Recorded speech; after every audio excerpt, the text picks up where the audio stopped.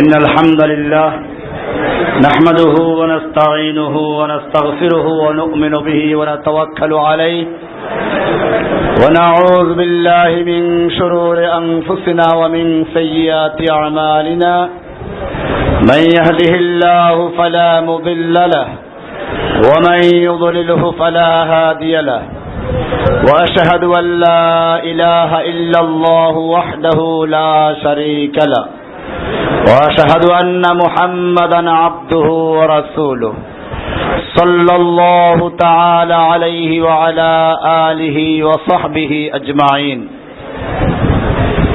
আল্লাহ সুবহানাহু ওয়া তাআলার মহান দরবারে আবারও শুকরিয়া জ্ঞাপন করছি, যিনি আমাদেরকে দ্বীন ইসলামের কয়েকটি গুরুত্বপূর্ণ বিষয়ে বলার জন্য এবং শোনার জন্য তৌফিক ইনায়েত করছেন। এর জন্য বলি আলহামদুলিল্লাহ। আমরা ইতিমধ্যে তিনটা লেকচার দিয়েছি, তিনটা বিষয়ের উপরে। এবারে চতুর্থ লেকচার আসছে আমাদের 4 নম্বর ক্লাস, তাগুত। এটা খুবই গুরুত্বপূর্ণ বিষয়। কোরআনে এই তাগুত শব্দটা 8টা জায়গায় স্থান পেয়েছে। এছাড়া ক্রিয়া শব্দ দিয়ে অনেক জায়গায় এসেছে। ইযহাব ইলা ফিরআউনা ইন্নাহু তাগা, আল্লাহ তাতাগাও, এরকম অনেকগুলো আয়াত আছে। আপনারা জানেন ইসলামের মূল ভিত্তি ঈমান। ঈমানের বিনা কয়টা? ইসলামের বিনা 5টা। ইসলামের কয়টা? 5টা। ইসলামের পঞ্চ বিনার একটা হচ্ছে কি? ঈমান। আর ঈমানের আবার 6টা বিনা আছে। কয়টা বিনা আছে? এর মধ্যে মূল হচ্ছে তাওহীদ। মূল কি? তাওহীদ। এই তাওহীদের 2টা রোকন। কয়টা রোকন? আমরা এখন এটা নিয়ে আলোচনা করছি। তাওহীদের 2 রোকনের একটা রোকন, মানে প্রথম রোকন হচ্ছে তাগুতকে বর্জন করা। তাকে বর্জন করা, এটা এমন একটা বিষয়, এই বিষয়টা না হলে ঈমান পূর্ণতা লাভ করে না। এজন্য কোরআনের সূরা বাকারা 2 নম্বর সূরার 256 নম্বর আল্লাহ বলছেন, ফামান ইয়াকফুর বিত-তাগুত ওয়া ইউমিন বিল্লাহি ফাকাদ ইসতামসাকা বিল উরওয়াতিল উসকা লা ইনফিসামা লাহা। এখানে বলা হচ্ছে ফামান ইয়াকফুর বিত-তাগুত, যে ব্যক্তি তাগুতকে অস্বীকার করলো, ওয়া ইউমিন বিল্লাহ, আর আল্লাহর প্রতি ঈমান আনলো, ফাকাদ ইসতামসাকা, সে শক্তভাবে ধরলো এমন এক রজ্জু লা ইনফিসামা লাহা, যা কখনো ছিঁড়ে যাবার নয়। এটা লক্ষণীয় বিষয়। প্রথমে বলছে ফামান ইয়াকফুর বিত-তাগুত, যে তাগুতকে কুফর করে, প্রত্যাখ্যান করে, বর্জন করে, ত্যাগ করে। এরপরে বলা হয়েছে আল্লাহর উপর ঈমান আনে। এর কয়টা বিষয় হলো? তাগুতকে বর্জন, আল্লাহকে। এখন যে আল্লাহকে মানলো কিন্তু তাগুতকে বর্জন করলো না, তার ঈমান হবে? অথচ তাগুত কি জিনিস আমরা তাই জানি না। বর্জন তো পরের কথা। এখানে আল্লাহ শর্ত লাগিয়েছেন, এখানে ফামান ইয়াকফুর। উলামায়ে কেরাম বলছেন আরবি গ্রামার অনুযায়ী ইয়াকফুরু না, এখানে কি আছে? ফামান ইয়াকফুর, অর্থাৎ রা সাকিন। তার মানে শর্ত, যে ব্যক্তি তাগুতকে প্রত্যাখ্যান করলো, কুফর করলো, ওয়া ইউমিন বিল্লাহি, আর আল্লাহর উপর ঈমান আনলো, এই শর্ত যে পূরণ করলো, ফাকাদ ইসতামসাকা বিল উরওয়াতিল উসকা, সে ব্যক্তি মজবুত হাতল, মজবুত কড়া ধরলো। মনে করেন এই ফ্যানগুলো ঝুলছে একটা কড়ার সঙ্গে। এখন যদি কড়াটা দুর্বল হয় তাহলে ফ্যান ছিঁড়ে পড়বে। আবার কড়া মজবুত, কিন্তু ধরতে হবে শক্ত হবে। দুর্বল জয়েন্ট দিল, তাহলে কি হবে? আল্লাহ বলছেন ফাকাদ ইসতামসাকা। ইসতামসাকা মাসাকা বলেন নাই। মাসাকা হলো 1 হাত দিয়ে ধরলে হয়, ইসতামসাকা 2 হাত দিয়ে শক্তভাবে ধরতে হয়। 2টা জিনিস করতে হবে। ফামান ইয়াকফুর বিত-তাগুত, যে তাগুতকে প্রত্যাখ্যান করলো, এরপরে ওয়া ইউমিন বিল্লাহি, আল্লাহর উপর ঈমান আনলো, ফাকাদ ইসতামসাকা, নিশ্চয়ই সে শক্তভাবে ধারণ করলো বিল উরওয়াতিল উসকা, মজবুত হাতল শক্ত রশি, লান ফিসাম লাহা, যা কখনো ছিঁড়ে দেবার নয়, আর কখনো ছিঁড়বে না। তাহলে এখানে প্রথম শর্ত হচ্ছে ফামান ইয়াকফুর বিত তাগুত, তাগুতকে অস্বীকার করা। এই আয়াতে এরকম বলা হয়েছে।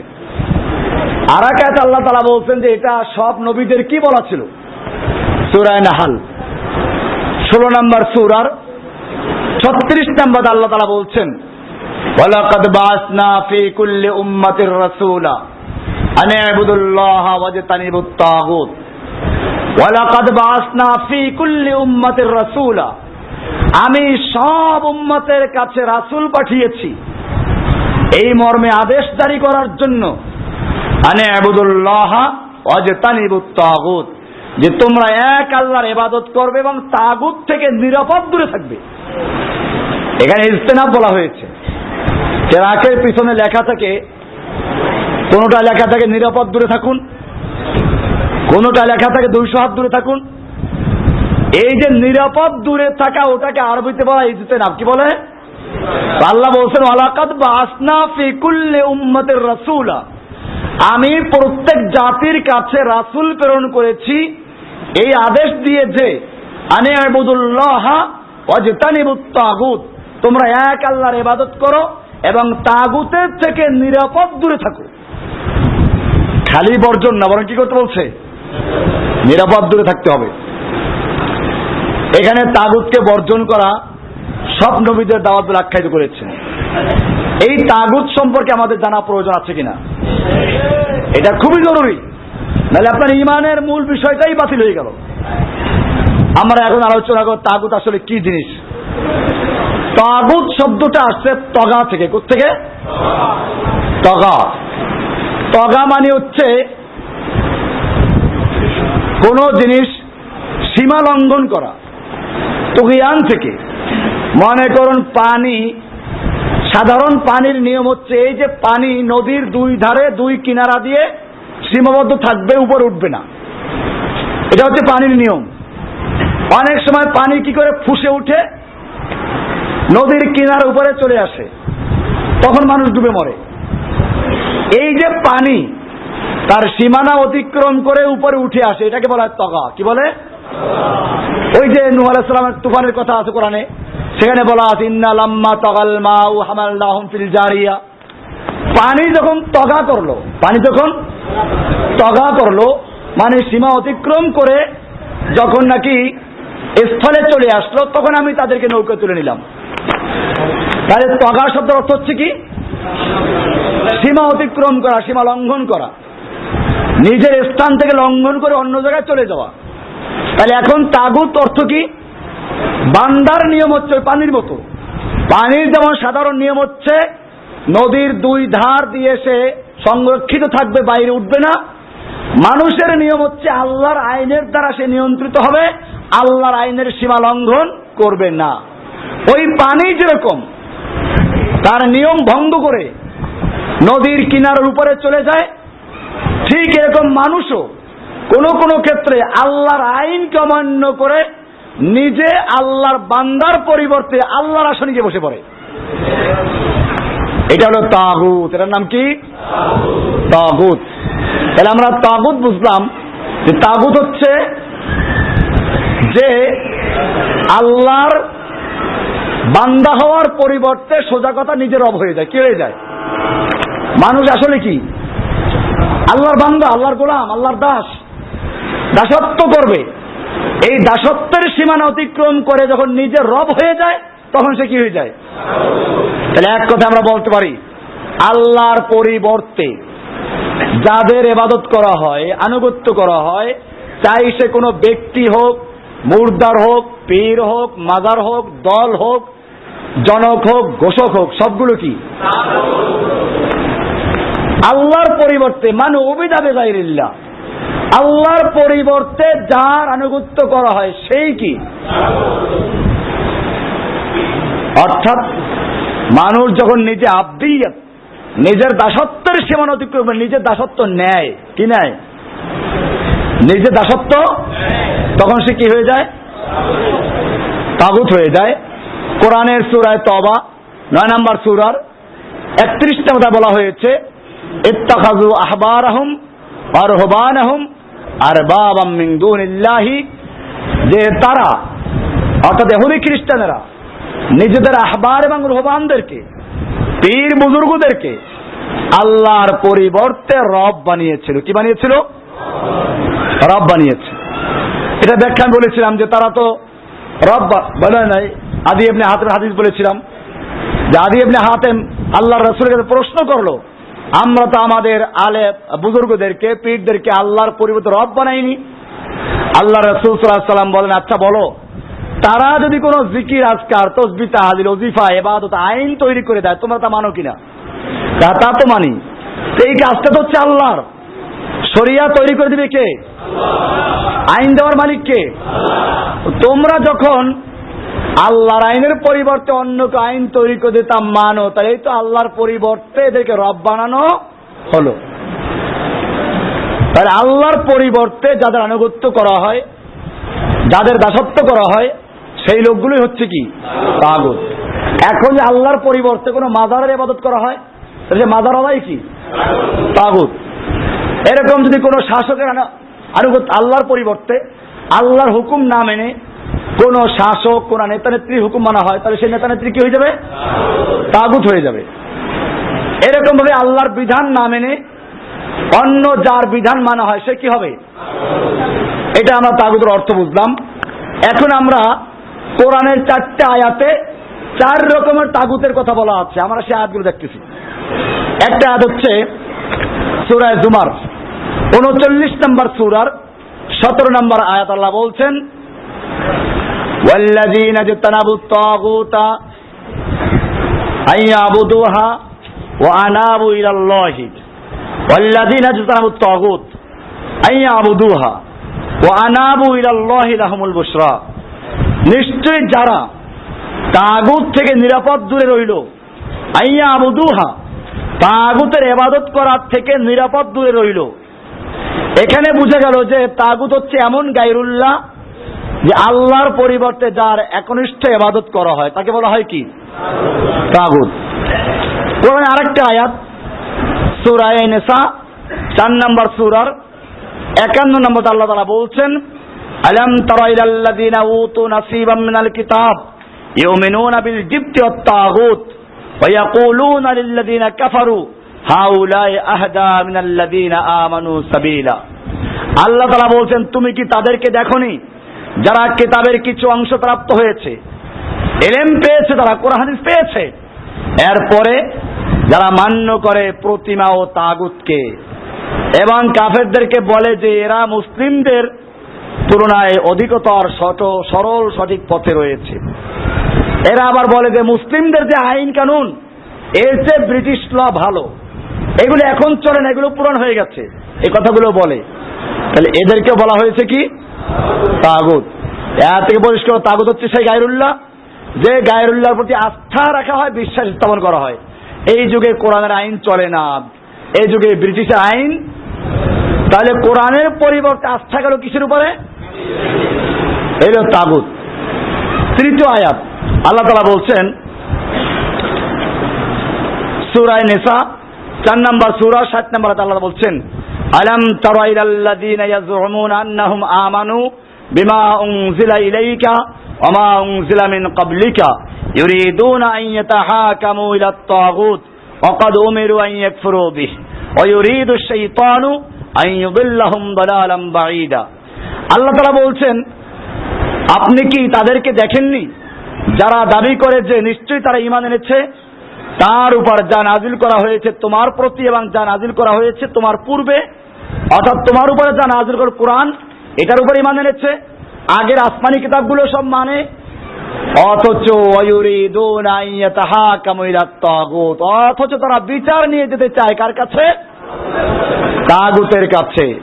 ওয়া ক্বাদ উমিরু আন ইয়াকফুরু বিহি, অথচ তাদেরকে নির্দেশ দেওয়া হয়েছে তাকে অস্বীকার করতে, তাগুতকে বর্জন করতে, তারা তা করে নাই। আল্লাহ বলছেন, ওয়ায়ুরিদু আশ-শাইতানু আন ইউদিল্লাহুম দালালাম বাঈদা, শয়তান তাদেরকে ঘোর বিভ্রান্তিতে বিভ্রান্ত করতে চায়। সূরা নিসা 4 নম্বর সূরা 60 নম্বর আয়াত। এখানে বুঝে গেল তাগুত বলা হয়েছে কাকে, যার কাছে মানুষেরা বিচার ফয়সালা নিয়ে যায়। তাহলে এমন তাগুত যে তাগুতের কাছে বিচার ফয়সালা নিয়ে যায়, অথচ সে আল্লাহর বিধান দিয়ে বিচার ফয়সালা করে না। এই তাগুত কারা? এই তাগুত কারা? এই বিচারকরা, শাসকরা, জাজ। কারণ এখানে আমাদের দেশে তর্জমা করে লেখা আছে শয়তান। শয়তানের কাছে কি বিচার নিয়ে যায় কেউ? শয়তানের কি ইজলাস আছে যে ইজলাসে মানুষের দল দলে বিচার নিয়ে যায়? সেখানে উকিল আছে? তাহলে এই তাগুত বলতে কাকে বোঝানো হচ্ছে? সুতরাং তাওহীদ পূর্ণ হবে না যতক্ষণ পর্যন্ত তাগুতের বিরুদ্ধে কথা বলা না হবে। তাওহীদের দাওয়াত অনেকেই দেয়, আমরা এই কথাগুলো বলার কারণে আমাদেরকে বলে খাওয়ারেজ। আমি আপনাদেরকে বলি, কারো কথায় বিভ্রান্ত হবেন না। আমাদেরকে যারা খাওয়ারেজ বলে তাদের বোঝা উচিত, খাওয়ারেজদের বিরুদ্ধে আমার লেকচার আছে, উসুলে তাকফির উপর আমার কিতাব আছে। বর্তমানে লাস্টে যে বই বের হচ্ছে তাতে আমি লিখে দিয়েছি উন্মুক্ত তরবারি, সেখানে উসুলে তাকফির লেখা আছে। ঈমান ভঙ্গের কারণ কি, কেন একজন লোক কাফের হয়ে যায়, এই সব বিষয়গুলো লেখা আছে উসুলে তাকফির। আপনারা এগুলো পড়বেন। কেবল কান চিলে নিয়ে গেল, খবর দিল আর দৌড় দিলেন চিলের পিছনে, কানে হাত দিয়ে দেখে নাই কান আছে কিনা। এটা পরিষ্কার। তাওহীদের দাওয়াত অনেকেই দেয়, কিন্তু এই যে মানব রচিত বিধান দিয়ে দেশ চলছে, মানব রচিত বিধানে বিচার ফয়সালা হচ্ছে, এইগুলোর বিরুদ্ধে তাদের কোনো শব্দ নেই। আমরা যখন এগুলো বলি তখন তারা বলে কি, এরা খাওয়ারেজ, দেশের আইন মানা ফরজ, শাসকের বিরুদ্ধে কথা বলা যাবে না। কিছু হাদিস পেশ করে, আপনাদের পরিষ্কার বলছে, হাদিসগুলো খুলে নিজেরা দেখবেন। ওনারা যেই হাদিসগুলো দিয়ে দলিল পেশ করছে, ওই হাদিসগুলো খুলবেন, ওনাদেরকে তার থেকেই দেখেন, ওনাদের তর্জমা দেখবেন না, হাদিসটা দেখবেন। ওই হাদিসটা পড়লেই বুঝবেন কি জালিয়াতি করেছে তারা। এক জায়গায় লেখা আছে, লাইসা মিন্না মান শারাহাস সিলাহ মিন শাহারাস সিলাহ ইলাল ইলা আখিহি, যে ব্যক্তি তার অপর কোন মুসলিম ভাইয়ের দিকে অস্ত্র উত্তোলন করলো সে মুসলিম না। হাদিসটা এরকম যে তার অপর কোন মুসলিম ভাইয়ের দিকে অস্ত্র উঁচু করলো সে আমার মুসলিমের উম্মতের অন্তর্ভুক্ত নয়।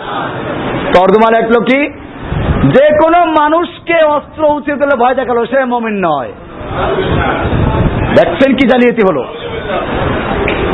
এই লোকগুলো বলে আল্লাহ কোরআনে বলেছেন শাসকদের আনুগত্য করতে। সূরা নিসার 59 নম্বর আয়াতের একটা অংশ পড়ে, তারা পুরোটা পড়ে না।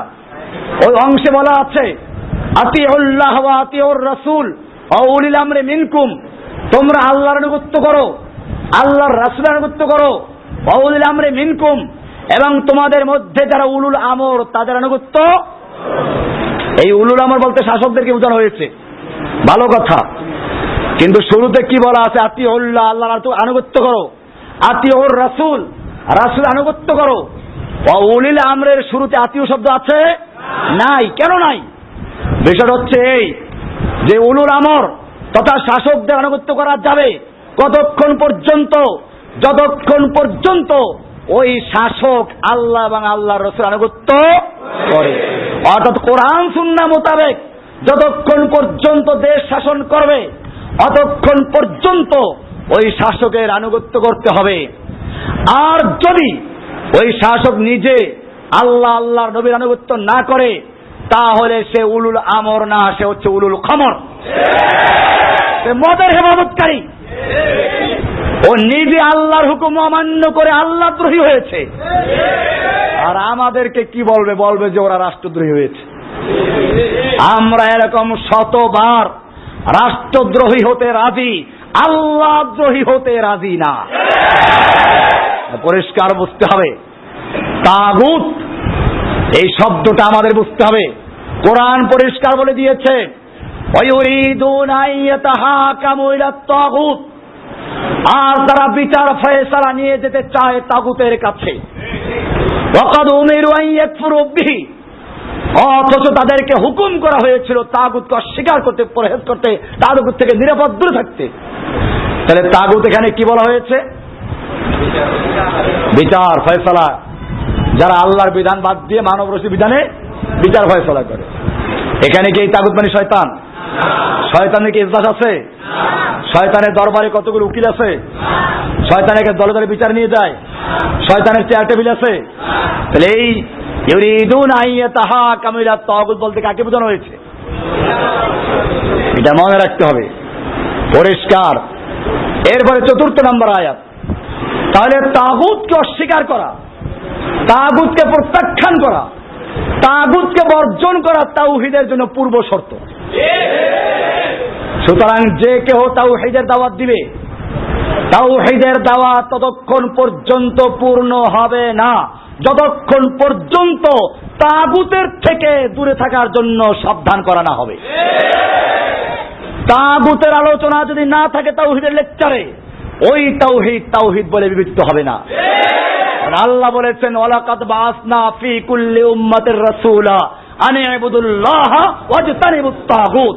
সব জাতির কাছে রাসূল প্রেরণ করা হয়েছে এই মর্মে নির্দেশ দিয়ে, আন ইবুদুল্লাহ ওয়াজতানিবুত তাগুত, তোমরা আল্লাহর ইবাদত করো আর তাগুত থেকে নিরাপদ দূরে থাকো।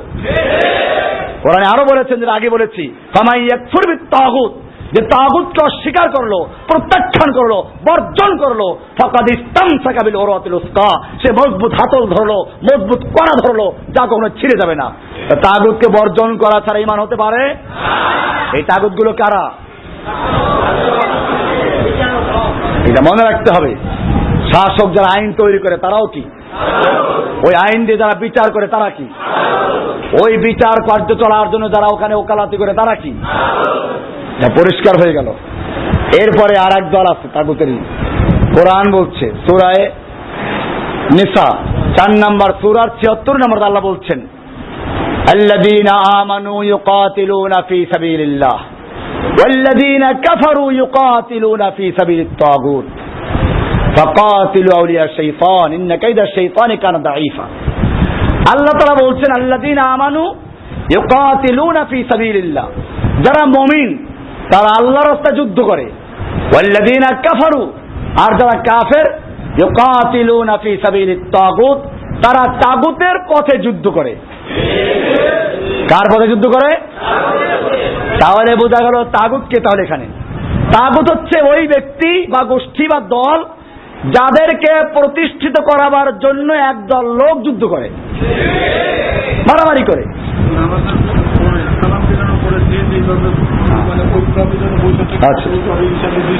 আচ্ছা আচ্ছা ঠিক আছে, খাওয়ানোর সমস্যা হচ্ছে না মানে? আচ্ছা, এখানে পরিষ্কার হয়ে গেল। তাহলে তাগুত এখানে বুঝলাম কারা? যাদেরকে প্রতিষ্ঠিত করার জন্য একদল লোক কি করে? যুদ্ধ করে। দেখেন না মিছিল করে কেমন, নেতা আছে আছে কে তুরাবালি, এবার শুরু হয় তুরাবালি। তাহলে ওদেরকে প্রতিষ্ঠিত করার জন্য কি করা হয়? কেউ জনকের আদর্শ প্রতিষ্ঠা করার জন্য যুদ্ধ করে, কেউ ঘোষকের আদর্শ প্রতিষ্ঠা করার যুদ্ধ করে। এই তো বেশ কম নাকি? এটা পরিষ্কার। আল্লাহ তাআলা এখানে বলে দিয়েছেন, ওয়াল্লাযীনা কাফারু ইউকাতিলুনা ফী সাবিলিত তাগুত, যারা কাফের তারা তাগুতের পথে যুদ্ধ করে। তাহলে বোঝা গেল তাগুত হচ্ছে এমন এক গায়রুল্লাহ, যেই গায়রুল্লাহকে প্রতিষ্ঠিত করার জন্য একদল লোক প্রাণ দিয়ে যুদ্ধ করে। কি করে? ইউকাতিলুনা, কিতাল করে, যুদ্ধ করে, প্রাণান্তকর লড়াই করে, সংগ্রাম করে। বিষয়গুলো পরিষ্কার কিনা?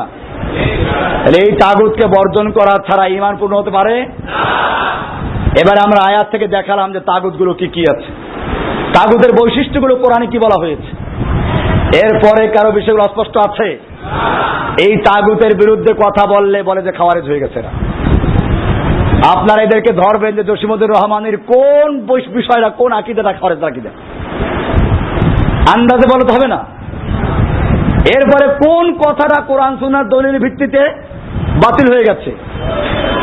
এরা বলে জসিমুদ্দিন রহমানি গুমরা হয়ে গেছে, আগে ভালো ছিল, কেউ বলে আগে ভালো ছিল এখন ভণ্ড হয়ে গেছে।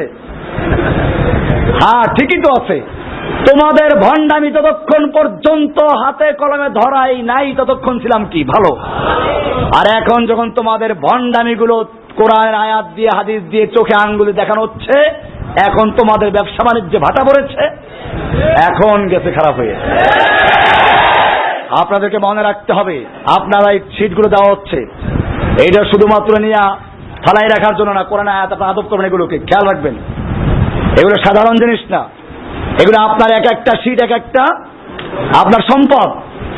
আমি জানি এই প্রোগ্রাম আপনারা কেউ আছে সেই লালমনির থেকে আসছে, কেউ বরগুনার থেকে আসছে, সারা বাংলাদেশের প্রান্ত থেকে আসছেন। এই একটা সিটকে যদি মনে করেন যে এটার দাম 1 টাকা পড়ছে ছাপানো, না, এইটা আপনার আসতে যত খরচা সবটা পড়ছে এটার জন্য, কারণ তার চেয়ে অনেক বেশি এটা মূল্যবান। এটার মধ্যে সাজানো গুছানো বিষয়গুলো নিয়ে আয়াত দেওয়া আছে সব। আপনি আমার লেকচার শুনলে এতগুলো আয়াত একসাথে পাবেন না। লিখে দেওয়া হলো কি জন্য? আজকের এই প্রোগ্রামটা আপনাদের বুঝতে হবে, এইটা কোনো সাধারণ ওয়াজ মাহফিল না। এই প্রোগ্রামটা একটা কর্মী সম্মেলন, কর্মী প্রশিক্ষণ। আমাদের যদিও কোনো দল নাই, দলবিহীন কি আছে? আমাদের কর্মী আছে, দায়ী আছে, যারা শুধুমাত্র কার দল করে? আল্লাযীনা আমানু ইউকাতিলুনা ফী সাবিলিল্লাহ। আল্লাহর রাস্তায় যারা কেতাল করবে, যুদ্ধ করবে, আল্লাহর রাস্তার যারা কর্মী, আল্লাহর দিকে যারা দাওয়াত দেয়, সেই কর্মীদের প্রশিক্ষণ এখানে। কাজে আপনারা খেয়াল রাখবেন। এবারে আমরা দেখবো বড় বড় তাগুতগুলো কি আছে।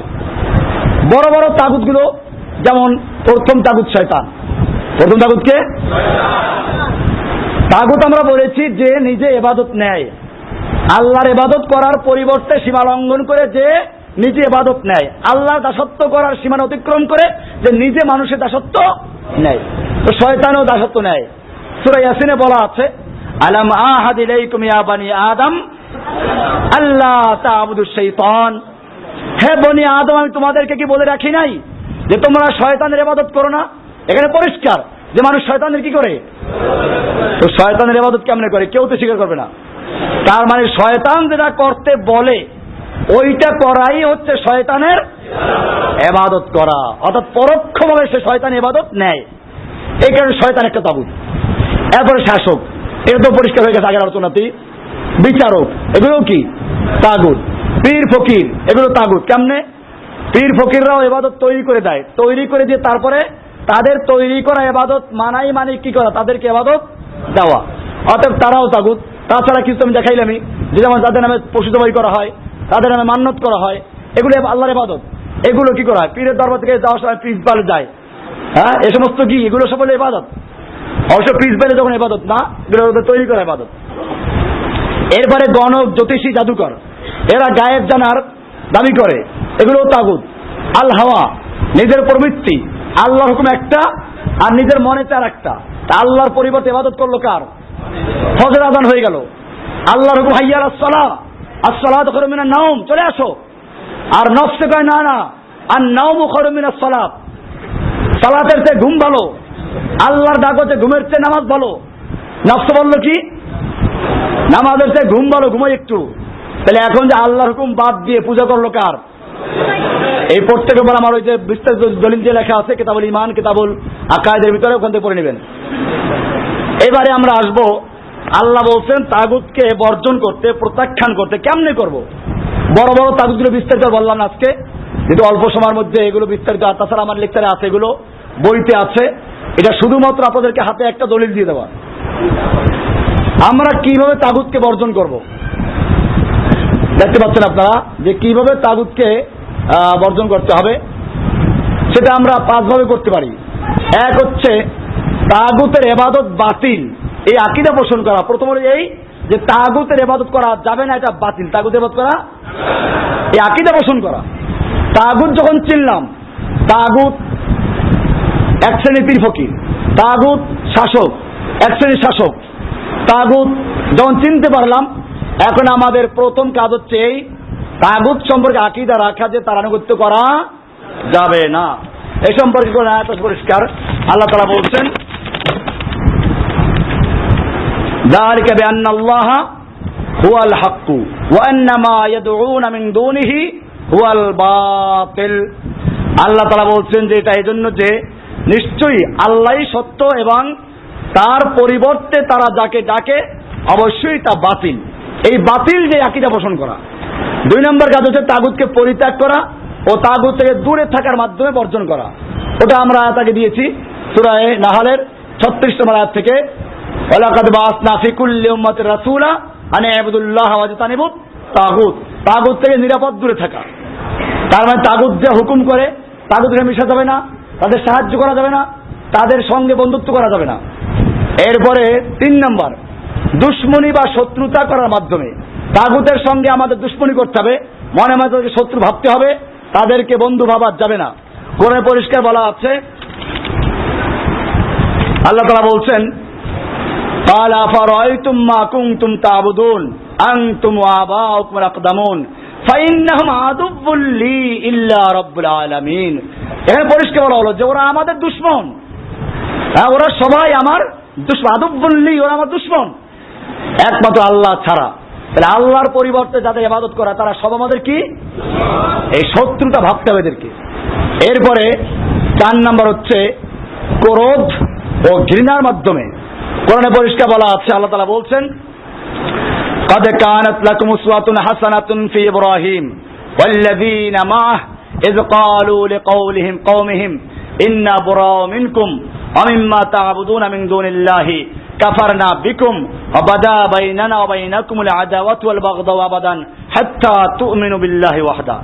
এখানে আল্লাহ পরিষ্কার বলছেন, قد كانت لكم أسوة حسنة في إبراهيم, তোমাদের জন্য ইব্রাহিম ও তার সঙ্গীদের মধ্যে রয়েছে উত্তম আদর্শ। ইব্রাহিম এবং তার সঙ্গীদের মধ্যে রয়েছে উত্তম আদর্শ। কি করেছেন তিনি?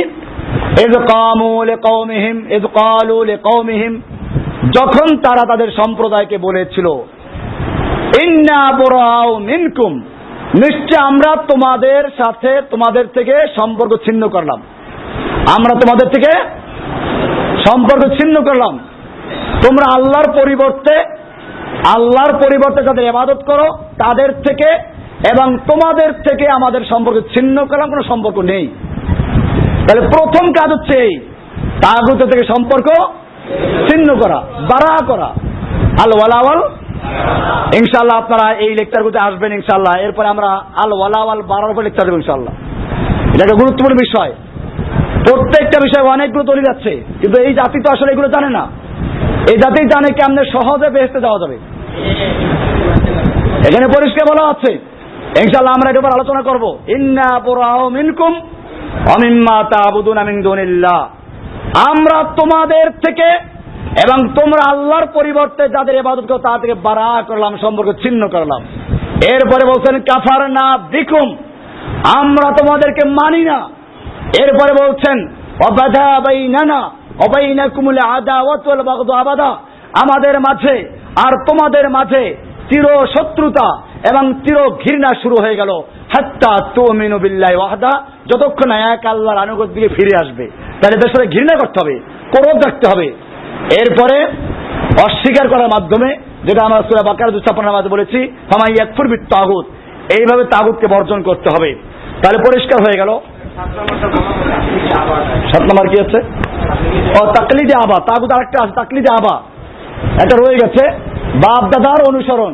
আল্লাহু আকবার। যখনই কোরআন হাদিস দলিল দেওয়া হয় তো বলে কি, বাপ দাদার যুক্তে করে আসছি, অমুক হুজুররা কি কম বুঝে। ওই যে চিংড়ি মাছ যখন সামনে চলে পানির ভিতরে, একটু একটু আস্তে আস্তে হাঁটে, আজ সামনে কোনো বাধা পায়, এক ধাক্কায় অনেক দূর চলে গেছে। আপনি যখন কোরআন হাদিস দিয়ে আস্তে আস্তে দলিল দিয়ে বুঝাইবেন, একটু তো বুঝছিল, যখনই ওই হুজুরের কাছে গেল, হুজুর বলবে কি, আরে আমরা কি কম বুঝি, এত হুজুররা কম বোঝে, বাপ দাদা যুক্তি করে আসছি, এক ধাক্কায় আপনি যা বুঝাইলেন সব শেষ। তাকলিদে আবা, কোরআন হাদিস বাদ দিয়ে, আমি এই জন্য বলেছি তাগুত খালি কোনো ব্যক্তি না, তাগুত পূর্বপুরুষ হতে পারে, তাগুত দল হতে পারে। একটা দলকে প্রতিষ্ঠার জন্য সংগ্রাম করে, ওই দলটাই কি তাগুত। একটা মতবাদকে প্রতিষ্ঠিত করার জন্য আল্লাহর মতবাদ বাদ দিয়ে ওটার জন্য সংগ্রাম করে, ওটা কি তাগুত। আল্লাহর কোরআন হুকুম বাদ দিয়ে বাপ দাদার অনুসরণ করে, বাপ দাদার রসম রেওয়াজের, এই বাপ দাদার রসম রেওয়াজটাও কি, এটাকে তাকলিদে আবা। এর উপর আমার দলিল আছে অনেকগুলো। যখনই কোনো নবীদেরকে বলা হয়েছে, নবীরা দাওয়াত দিয়েছেন জাতিকে, তারা বলছে ওয়াজাদনা আলাইহি আবানা, আমরা বাপ দাদার যুগ থেকে এই কাজটা পেয়েছি, বাপেরা করেছে, দাদারা করেছে, তুমি কি বেশি বুঝো? আমাদের কি মুফতি নাই? আমাদের কি মুহাদ্দিস নাই? আমাদের সব আছে। আপনি যখন কোরআন সুন্নাহর দলিল দিবেন, তখন সে বলবে কি, আরে তুমি তো কোরআন পড়তে জানো না, তুমি তো হাদিস পড়তে জানো না, তুমি আরবি পড়ো। আপনি বলবেন যে আমি আরবি যদি বুঝি না, আমার কাছে নাম্বার আছে আয়াতের, আগে বলেন যে এটা কোরআনে নাই, তাহলে আমি তৈরি করবো। আমি যেটা বললাম সেটা কোরআনে আছে কিনা যে বলেন আপনি নাকি, আমি পড়তে পারি কি পারি পরের কথা, আমি যেটা বললাম সেটা কোরআনে আছে কিনা, হাদিসে আছে কিনা। যদি বলেন নাই তো বলেন নাই, রেখে দেন, জীবনে লাগবে না। কারণ জানে কোরআনে আছে, আপনাকে বোকা বানাবার জন্য খালি ধাক্কা মারছে একটা। এরা কোনো দলিল পেশ করতে পারবে না ইনশাআল্লাহ। এই জন্য ভয়ের কোনো কারণ নাই, স্থিরভাবে দাঁড়াবেন শক্ত হইয়া। মার খালে খাবো কার জন্য? এই বাপ দাদার পূজাটাই চলছে বেশি এখন। কোরআন হাদিসের দলিল যতই বলেন, আল্লাহর নবী সাল্লাল্লাহু আলাইহি ওয়াসাল্লাম বলেছেন বিদায় হজের ভাষণে, কি বলেছেন? তারাকতু ফীকুম আমরাইন, আমি তোমাদের মাঝে দুটো জিনিসকে রেখে যাচ্ছি। এখানে কি বলছেন যে একটা হচ্ছে বড় বড় পীর, আর একটা বাপদাদার রসম? এখন তো সেটাই হচ্ছে। আল্লাহ রাসূল সাল্লাল্লাহু আলাইহি ওয়াসাল্লাম বলেছেন তারাকতু ফীকুম আমরাইন, আমি তোমাদের মাঝে দুটো জিনিসকে রেখে যাচ্ছি। লান তাদিল্লু মা তামাসসাকতুম বিহিমা, তোমরা পথভ্রষ্ট হবে না, পদস্খলিত হবে না, পদচ্যুত হবে না, গোমরা হবে না, বিভ্রান্ত হবে না। মা তামাসসাকতুম বিহিমা, যতক্ষণ পর্যন্ত ওই দুটো জিনিসকে তোমরা শক্তভাবে ধারণ করবে। সেই দুটো জিনিস কি কি? কিতাব আল্লাহি ওয়া সুন্নাত রাসূলি ওয়া সুন্নাত নবী। একটা হচ্ছে আল্লাহর কিতাব কোরআন, আর একটা হচ্ছে রাসূলের সুন্নাহ সহিহ হাদিস। বাস এই দুটো মানতে হবে, রাসূলের তরিকা, এর বাইরে যাওয়া যাবে নাকি? আল্লাহ তাআলা বলেছেন সূরা নিসার 59 নামাজের শুরুতে বলেছেন যে তোমরা আল্লাহর আনুগত্য করো, রাসূলের আনুগত্য করো, তোমাদের উলুল আমদের আনুগত্য করো। এরপরে কি বলেছেন? এরপরটা পড়েন। আর এরপর ওই আয়াতই বলা আছে ফাইন তানাযাতুম ফি শাইইন, যদি তোমরা কোনো বিষয়ে তানাজুতে লিপ্ত হও, ঝগড়া বিবাদে লিপ্ত হও, মতবিরোধ দেখা যায়, তোমাদের মধ্যে মতানৈক্য দেখা যায়, তাহলে কি করবা? বড় বড় পীরের কাছে যাও।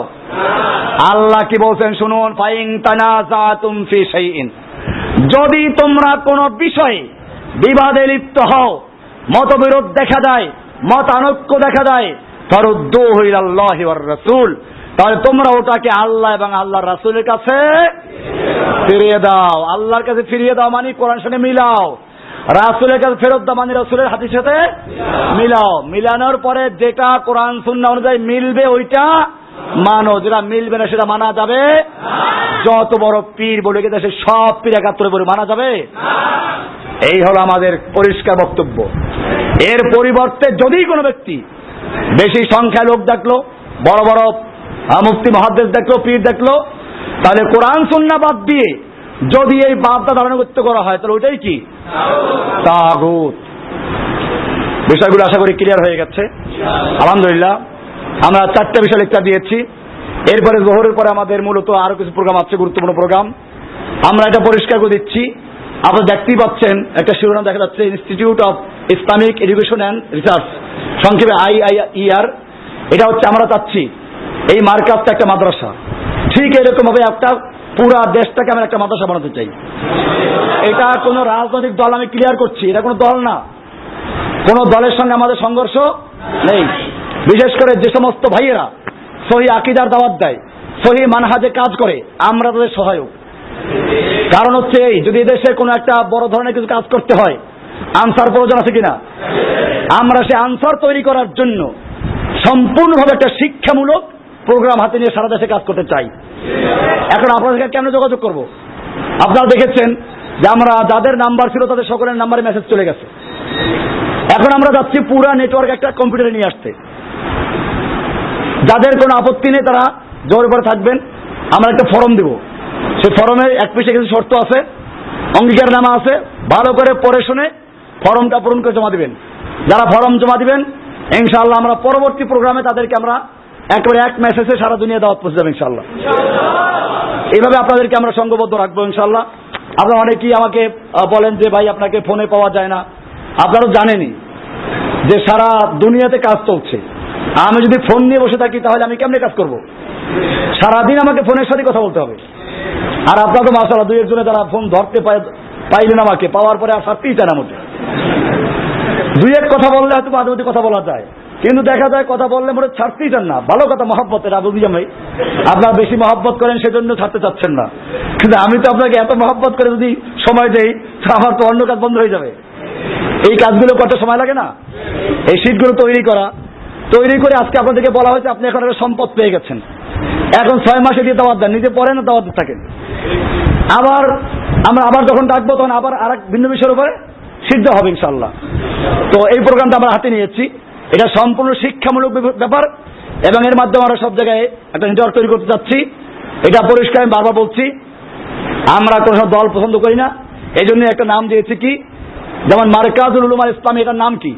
এটার নাম হচ্ছে মার্কাজ মানে সেন্টার, উলুম মানে এডুকেশন, আর ইসলামিক, তাহলে ইসলামিক এডুকেশন সেন্টার, ওইটার সাথে মিল রেখে এটা করা হয়েছে।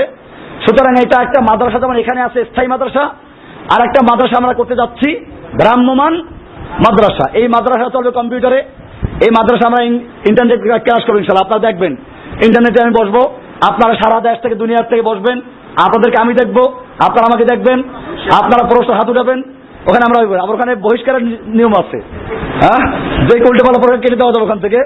তো নেটের ভিতরে এরকম একটা সিস্টেম আমরা চালু করবো ইনশাআল্লাহ। তো মূলত এইরকম একটা বড় পরিকল্পনা নিয়ে আমরা যে কাজ শুরু করেছি তারই একটা প্রথম কর্মসূচি আজকে। এরপর ইনশাআল্লাহ এখানে বড় প্রতিষ্ঠান আমাদের করার খেয়াল, এইখানে তো আপনারা দেখেছেন আমরা এখানে একটা বড় হল করার চিন্তা ভাবনা আছে। এরপরে আপনাদের এটা কয়েকতলা যদি হয়ে যায় তাহলে আপনাদেরকে এত কষ্ট দেওয়া লাগবে না, কষ্ট করেছেন আপনারা, আপনাদের জন্য না পর্যাপ্ত পরিমাণে উজুর ব্যবস্থা আছে, না গোসলের ব্যবস্থা আছে। ইনশাআল্লাহ আপনারা যদি সার্বিক সহযোগিতা করেন, আল্লাহ তাআলা মঞ্জুর করে, তাহলে ইনশাআল্লাহ দেখবেন যেখানে একটা বড় প্রতিষ্ঠান হয়ে যাবে, আর তখন আরো ব্যাপকভাবে কাজ করা যাবে ইনশাআল্লাহ। এবং এইভাবেই আমরা একটা এই সমাজে মদিনায় যেভাবে আল্লাহ রাসূল সাল্লাল্লাহু আলাইহি ওয়াসাল্লাম একটা বিপ্লব তৈরি করেছিলেন, ঠিক এরকম আমরা একটা বাংলা জমিনে একটা বড় ধরনের বিপ্লব তৈরি করতে চাই ইনশাআল্লাহ। এরপরে যে ভাইরা আমাদের অন্য জায়গায় কাজ করছে, পর্যন্ত অন্যান্য ময়দানে যারা কাজ করছে, ফিসাবিলিল্লাহ কাজ করছে, আমরা তাদের সহযোগী হিসেবেই কাজ করছি। কাজে এখানে কোনো বিভ্রান্তি ছড়াবার সুযোগ নেই। কেউ যেন এই কথা না বলে জসিম ভাই একটা দল করেছে, এখন তো আমাদের দলে ক্ষতি হবে, এরকম বেশি পণ্ডিত যারা, এদেরকে আপনারা বলবেন যে ভাই উনি কোনো দল করেন না, দল পছন্দ করেন না, উনি কোনো আমিরুল মুমিনিন না, উনি শুধুমাত্র মুসলিম উম্মার ভিতরে একটা কোরআন হাদিসের দাওয়াতের বিপ্লব ঘটানোর জন্য চেষ্টা করছেন। দুইটা কাজ আমাদের মানসা, একটা হচ্ছে আকীদাতুত তাওহীদ, সহিহ আকীদা মুসলিম উম্মার মধ্যে অন্তরে বসাই দেওয়া, আর 2 নম্বর হচ্ছে মুসলিম জাতিকে আল্লাহর জমিনে আল্লাহর দ্বীন কায়েমের জন্য সঠিক পথ তথা জিহাদের পথে মানুষকে উদ্বুদ্ধ করুন। বাস এই দুইটা আমাদের কাজ। এই জন্য যারা রাজি আছেন জোহরের পরে আপনারা থাকবেন ইনশাআল্লাহ, ফরম দেওয়া হবে, পূরণ করবেন, আরো কিছু কথা আছে, এরপরে আপনাদের কিছু বলার সুযোগ দেওয়া পরে শুনতে থাকবে, এরপর আপনি বিদায় হবেন ইনশাআল্লাহ। আরেকটা কথা বলি, জোহরের পরে সালাতের যে কাতার থাকবে আপনারা কাতারই বসে থাকবেন, কেউ নজর করবেন না, কারণ আপনারা জানেন যে আমাদের কাছে সীমিত আপনাদের জন্য কিছু খাবারের ব্যবস্থা করা হয়েছে, ব্যাপকভাবে করা যেতে পারে নাই। তো যদি এলোমেলো হয়ে যায় তো বাইরের থেকে লোকজন এসে ডিস্টার্ব করবে, এই জন্য সালাতের সঙ্গে সঙ্গে আমরা বিলম্ব করবো না, ফরজ সালাতে সালাম ফিরাবার সাথে সাথেই আপনাদেরকে প্যাকেট দেওয়া হবে, যার জন্য খেয়ে আবার শৃঙ্খলার সাথে এতক্ষণ যেমন ছিলেন এরকম বসে পারবো। আর কথা বলে আপনারা যারা একটু বিরতি পাইলে এদিকে ঘোরাফেরা করবেন না। আপনারা জানেন আমরা গত যে সম্মেলন করেছিলাম সেই সম্মেলন ওখান থেকে কিছু ভাইদেরকে ধরে নিয়ে গেছিল পুলিশে, কারণ এলোমেলো ঘুরলে সমস্যা। তো বকরি হাদিস আছে না যে জামাআর সাথে থাকা বিচ্ছিন্ন হলে কি করে, নেকড়েবাকে ধরে নেয়। তো বর্তমান নেকড়েবাগ 2 রকম, কয় রকম বোঝেন না? কয় রকম নেকড়েবাগ আছে? একটা পোশাক পাল্টা পোশাক ছাড়া, বুঝতে পারছেন তো? কাজেই খেয়াল রাখবেন এটা। আপনারা দেখতে পাচ্ছেন এখানে বিভিন্ন রকমের সংস্থার লোক আছে, গোয়েন্দা বিভাগের লোক আছে। তো আপনারা সেভাবে সতর্কতা সতর্ক করে আলো বলে কথা বলবেন না। কথা আমরা তো পরিষ্কার বলতে, আমাদের একটা ইনস্টিটিউট, একটা শিক্ষামূলক ব্যবস্থা এটা। এখান থেকে কোনো জেহাদের হুকুম দেওয়া হচ্ছে না, এখান থেকে কোনো বোম মারার হুকুম দেওয়া হচ্ছে না, এখান থেকে একদল মুমিন তৈরি করা হচ্ছে যারা এই জমিনে দ্বীন কায়েমের জন্য নেতৃত্ব দিবে। ঠিক আছে? আপনারা ইনশাআল্লাহ এই জমিনে দ্বীন কায়েম করার জন্য নেতৃত্ব দিবেন আপনারা। আল্লাহ সুবহানাহু ওয়া তাআলা আপনাদের সকল কবুল করুন, আমিন।